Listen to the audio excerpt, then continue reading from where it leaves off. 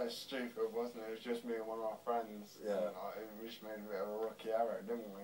Yeah. Well, yeah, and it just shows how fragile life is, doesn't it, or something like that? Well, this is the great thing. No matter what's wrong with him now, you've got him. He's there. Oh, he's alive. He's well. He's physically fine. So what is the road ahead? It's unknown, and that's the really scary thing, because the professionals simply can't tell you. That the best brain surgeon in the world would not be able to tell me what the final outcome is going to be for Simon. It's just a case of living through it, working with it, being as positive as possible, keeping Simon as forward-thinking with his rehab as possible, and getting him going. And in terms of the rehab, I mean, a lot of that has been in hospital, but you've now gone into what they call a community house, Simon, isn't it? So where you're learning to kind of live, well, with other people, but to be a bit more independent.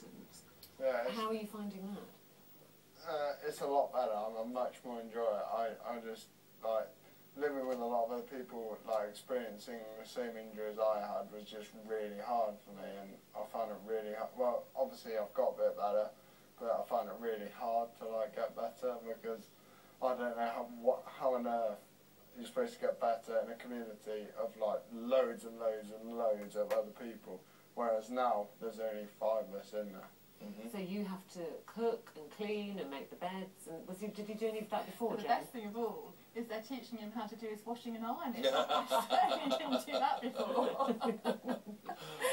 And do you, when you go out, because they're teaching you to go out now and find your way to places, what is that experience like? Does it frighten you, or do you enjoy that, thinking this is another step forward? I think I more enjoy it because it's another step forward, and all I want to do is get out and back in the community. But I've come to terms with my injury, and I know what I have to do. It's just really hard. Brain training in a different way to the way that you or I, who haven't had a brain injury, would be. Simon, things that happen naturally to you or I. Simon, for example, to fathom his way to get to the supermarket, has to do it by repetition. And he'd have to do the same journey perhaps 30 times before he can remember how to get there. Isn't it amazing? You as a mum, and you're a full-time wedding organiser, that's your job, you've had to become an expert in this. Yes, and it's something that you're not ever prepared to do, but when it's one of your own, you just do it. It just happens. Well, I know that you said, and Simon was telling me this himself earlier this morning when we were chatting, that you feel anger that you probably didn't have before. You were quite a laid-back kind of guy, and I think we've got another clip of the documentary tonight with you two in the car together, because you always get the rough end of the deal, don't you? Yeah. Close your door and put your belt on. Oh, I'll just fiddle with it. Don't fiddle with anything. Yeah, but you're fiddling with my life, it's not your I'm not fiddling with your life. Well, get me home then, where I belong. I'll take you back there if you don't calm yourself No, down. I hope for you to go back. I'm not going back and then care that I've lost everything. In many ways, it's like having a baby again, isn't it? A younger child. Or... I think, in fact, in the documentary, I think one of my quotes is, it's like having a toddler in the body of a 20-year-old. Yes. And at times that's really quite difficult to manage. Simon, what were your ambitions when you were at university before the accident?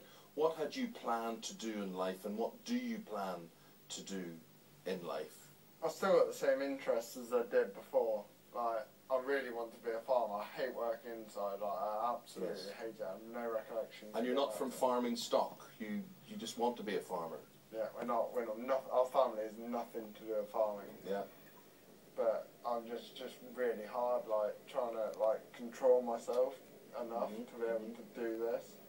And that anger that we saw there, it kind of seems to veer between you're very, as Amy said, you're very funny and you're very witty and quite cheeky, and then there's that kind of anger. Do you feel that coming? Are you aware that you're being so angry with Mum or anybody around you?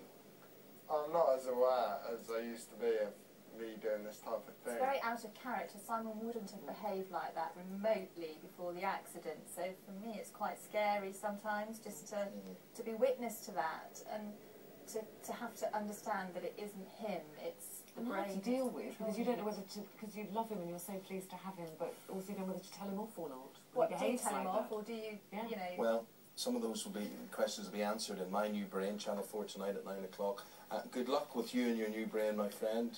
Lovely meeting you, Simon, and I hope you fulfil that dream of becoming a farmer. Yeah, I'd love to. Good man. Because Thank you. that's how I want to roll.